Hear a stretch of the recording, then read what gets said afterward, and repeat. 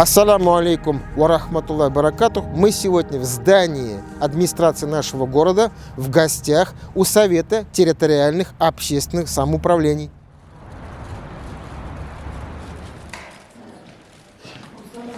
Ассаламу алейкум. Так. Siz bizni shu matn etib ketasiz, biz olib ketdik. Bu ishlarni Ассаламу алейкум ва рахматуллахи баракатух. Добрый день. Сегодня мы в гостях у Совета территориальных общественных самоуправлений и будем знакомиться с руководителем, с теми людьми, которые сегодня посвящают себя, как модно говорить, 24/7 нашим горожанам. Меня зовут Рашитова Гулиса Залмна. Я работаю руководителем Совета ТОС города Нижнекамска. Работаю еще недолго. Я до этого работала 13 лет тоже председателем ТОС микрорайонов. И поэтому нашу работу знаю от и до. Я Курбангалиева Рахиля Вализианна. Работаю только год с ТОСом 12-13 микрорайона. Раньше я работала 25 лет в детском саду воспитателем. Шагабудинова Лена Радикказа, 35-35 микрорайоны. Работаю 10 лет на своей должности. Давлетшина Ильнара Фидусказа. Тоже работаю ТОСом не так давно, но уже прониклась. Итак, наша цель таких посещений, она уже всем понятна и знакома. Мы немножко рассказываем нашим горожанам об реальности, именно о реальности, которые мы переживаем каждый день. Наша задача вот именно показать, объяснить, а может быть даже кому-то даже, он даже не может и не знать о том, что действительно есть такие структуры, которые денно-ночно переживают за их быт, за их тепло, светло, скажем так, да, чистоту, значит, и на улице, и, скажем, даже взаимоотношения между соседями. Сейчас вот на хрупких плечах наших дорогих дам несколько микрорайонов заодно. А в этих микрорайонах еще много разных домов, и они разноподъездные. Вот это огромная нагрузка на их плечах. И мы, как жители этого города, мы должны понимать, во-первых, то, что вообще есть вот такие ответственные люди в этом городе. Также есть старшие по домам, которые по любому звонку стараются прибежать, отреагировать, помочь, услышать. Да, но в то же время, конечно, пользуясь вот случаем, хотелось бы и призвать нас самих к активности, к ответственности. То есть, да, никто, кроме нас, жителей нашего города, не должен, наверное, быть более активен. Потому что это мы живем в своих подъездах, порой даже не знаем своих соседей по именам. Да, но мы хотим, чтобы было светло, чтобы было чисто в подъездах, да, мы хотим, чтобы соседи были добродушные, но, мне кажется, надо начинать с самого себя. Цель вот нашей передачи – это чтобы быть ближе друг к другу. И мы дружим именно с председателями СТОС, со старшим по домам, нас связывает, значит, многие мероприятия, которые происходят в городе. Но вот все равно поконкретнее, да, вот что же входит, скажем так, в зону ответственности председателя, хотелось бы услышать от вас. Наш город поделен на 25 территорий. У нас микрорайонов больше. Как вы сказали, некоторые председатели работают в 2 микрорайонах. Количество населения у нас от 8 до 14 тысяч у каждого председателя. Наша работа очень многогранна. Мы работаем, наверное, во всех сферах жизни нашего населения, все сферы жизни. Жители к нам могут обратиться, они к нам и обращаются за помощью, чтобы мы решили их вопросы. Это и вопросы ЖКХ, это и вопросы благоустройства, проведения субботников, сретников в микрорайонах, это и социальная работа. Благодаря нашим старшим по домам, которые у нас есть в домах, они нам, конечно, очень помогают. Председатели владеют информацией, в каком доме, сколько инвалидов проживает, сколько одиноких граждан проживает, сколько многодетных матерей проживает, кому какая помощь нужна, с кем как разговаривать. У нас еще, кроме этого, есть семьи, которые находятся в социально опасном положении. С ними тоже мы работаем, мы с ними тоже ведем беседы, помощь им оказываем, приглашаем их на различные мероприятия. Кроме этого, культурно-досуговые мероприятия, которые проводятся в микрорайонах, это тоже проводятся председателями ТОС совместно с координационными советами. Мы же в 2023 году во всех территориях организовали координационные советы. Туда вошли все учреждения, это директора школ, директора детских садов, директора обслуживающих организаций, торгового предпринимательства. И вот все эти люди, директора, которые работают совместно с председателем ТОС, они проводят все культурно-массовые мероприятия, проводят пропаганду здорового образа жизни, приглашая жителей на различные спортивные мероприятия. Конечно же, мы сейчас очень хорошо работаем с семьями участников специальной военной операции. В каждом микрорайоне каждый председатель ТОС знает, в какой семье есть участник, кто в этой семье находится, сколько детей, кто мама, кто жена, какая им помощь нужна. И постоянно держат их под своим контролем, под своим вниманием, оказывая им всестороннюю помощь, поддержку, приглашая их на различные мероприятия, справляясь об их самочувствии, об их делах, об их проблемах. Любой человек склонен к тому, чтобы получать какие-то блага.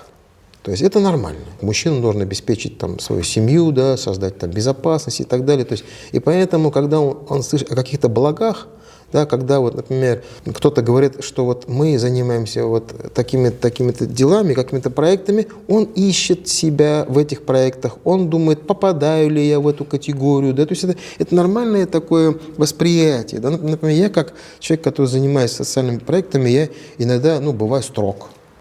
Бываю такой требователен. То есть я различать должен, например, нуждающийся с 2 детьми и нуждающимися с 4 детьми. Например, большая разница. Да, есть, знаете, инвалиды, да, нуждающиеся, а есть инвалиды, которые помогают нуждающимся, понимаете?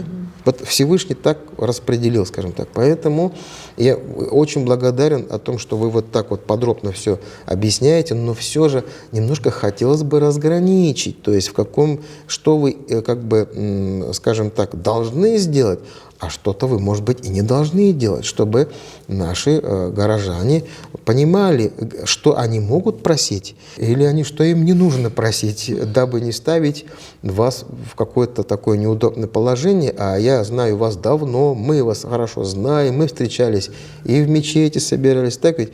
То есть вы такие очень переживающие за наших горожан люди. Я хотел бы здесь спросить, например, насколько те просьбы горожан совпадают с вашими реальными возможностями или, скажем так, они в зоне ответственности? Каждый председатель ТОС ведет прием граждан в среду с 9 до 12 и в четверг с 15 до 18 часов. И любой житель микрорайона может прийти к председателю и озвучить свою проблему, свою просьбу. Там уже председатель на месте решает, может она помочь этому человеку или не может. Если она сама не в состоянии помочь, она уже с письмом обращается к руководителям города, может быть, еще к каким-то организациям, каким-то службам, которые могут помочь этому человеку. У нас работа так разграничивается. Мы действуем в рамках закона. Хорошо. Это первое. И второе, то, что хотелось бы пояснить здесь, да, и поставить немножко такую черту между тем, что мы можем, и между тем, что по закону. Мы все в любом случае, каждый председатель ТОС, он действует в рамках своего закона. У нас есть определенные уставы, регламенты, по которым мы работаем. И да, есть вопросы, которые непосредственно надо поднимать и надо обсуждать.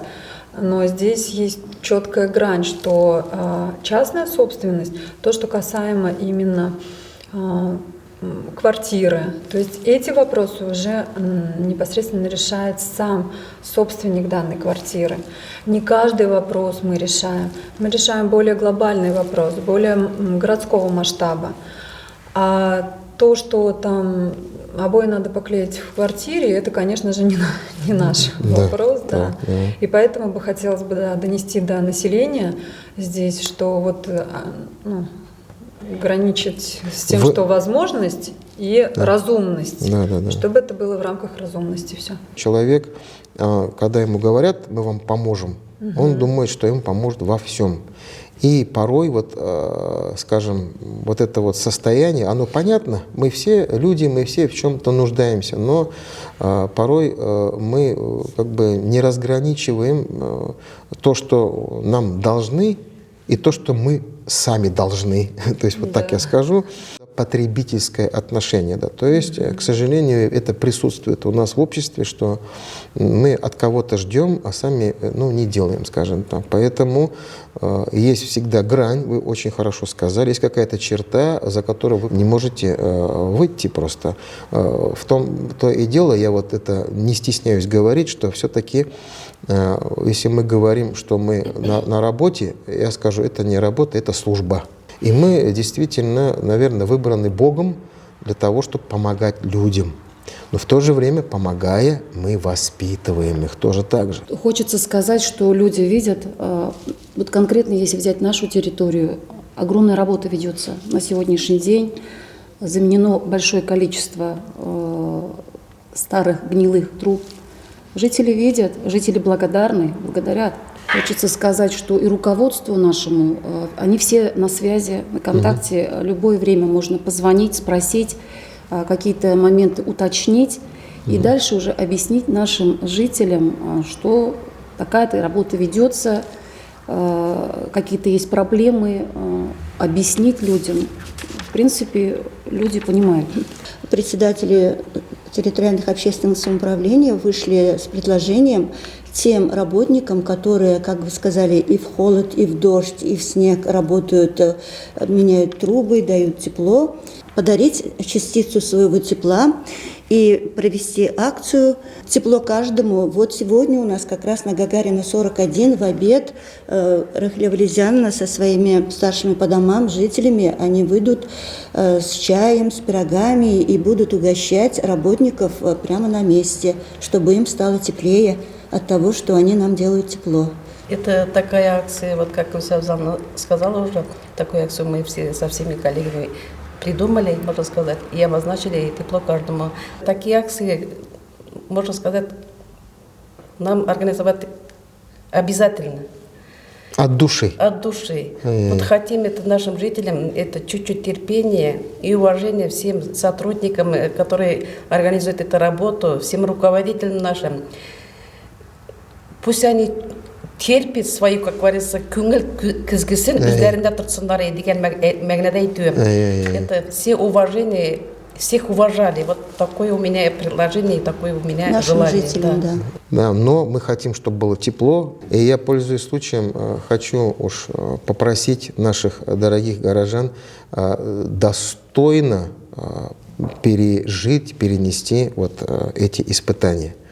То есть это испытание, значит, мы всегда тепло не бывает, да, то есть надо как-то вот это вот время непростое, а это не просто какая-то авария там или что-то, это работы, которые должны проделаться, они производятся и будут производиться, нам надо просто потерпеть. Благодаря нашему терпению, взаимопониманию, взаимоподдержке будет проще и легче всем, да, начиная от нас самих, продолжая нашими дорогими вот председателями СТОС и старшими по домам, и теми, кто также работает, меняет эти трубы в холод, а где-то кипяток бьет, да, и что интересно, эти же люди, которые работают на улице или в подвалах, они возвращаются в свои холодные квартиры также. Да, то есть не все возвращаются в теплые квартиры. Эти же рабочие, эти же люди, которые, значит, стараются сделать нам удобно и комфортно, они также, как и простые люди, возвращаются в свои квартиры. Поэтому мы общими силами, общим переживанием должны, вот, как говорится, это все пережить. эта тема, будем ближе друг к другу. Так ведь, бір-бірі бізге якынрақ болайық деген мәғінесі шу. Ну, вот эта данная проблема, она и актуальна на сегодняшний день очень даже. Да. Ну, хорошо, что мы ее затронули, да? Да. Это должно Мы пройти хотели бы, везде. конечно, чтобы это были не только председатели и старшие по домам, которые действительно понимают все это, чтобы к нам еще и жители присоединились, чтобы они тоже понимали бы, чтобы вот эта вот ситуация, она ведь не просто случилась, ее же надо пережить. Я благодарю вас, что вот вы так прямо, ну, это такой живой разговор. Потому что вы, еще раз говорю, я всегда вот, и вот на камеру хочу сказать, что вокруг, значит, вот этих всех благих дел стоят вот эти женщины. Это мамы, уже бабушки, может быть, молодые мамы могут быть, у которых помимо, значит, вот этой службы, я не назову это работой. Это работа там с 8 до 5, там, с перерывом на обед. Здесь действительно 24/7, постоянно телефон и несколько чатов, поэтому трудно как бы переоценить труд этих людей. Вот. И еще раз говорю, это мамы, это бабушки, это хозяюшки, поэтому они так просто мимо не проходят. И наша встреча, она, с одной стороны, вот, скажем так, в здании администрации города, да, то есть это все-таки, это как исполнительный комитет в состав входит же, да, эта организация, а с другой стороны, это наши дорогие женщины, да, и вот в преддверии Дня Матери, да, скажем так, мы должны быть просто иногда, ну, скажем так, быть послушными детьми своих матерей, да, например, вот, и немножко понимать, что вот они стараются, переживают за нас, и мы должны быть их помощниками. В том-то весь и смысл, то есть то, что мы дружим с вами, где-то, значит, вы до нас доводите информацию, чтобы мы отреагировали. Вот, мы очень дружим с отцом Александром, да, то есть с нашими православными, да. Значит, мы стараемся увидеть, услышать. Вы нам в этом помогаете, и мы, в свою очередь, тоже как-то вносим какой-то свой вклад. Добрые люди, они в каждом подъезде. Добрые люди, они в каждой семье. Поэтому и чем мы будем больше думать друг о друге, да, чем будем добрее, тем у нас будет все хорошо получаться. То есть все, какие приходят испытания, а Всевышний нас испытывает только для того, чтобы узнать, кто из нас добрее, кто из нас больше благие сделал. Да? То есть, поэтому испытания, они тоже нужны нам, чтобы мы проявили себя, чтобы показали помощь ближнему и были ближе друг к другу.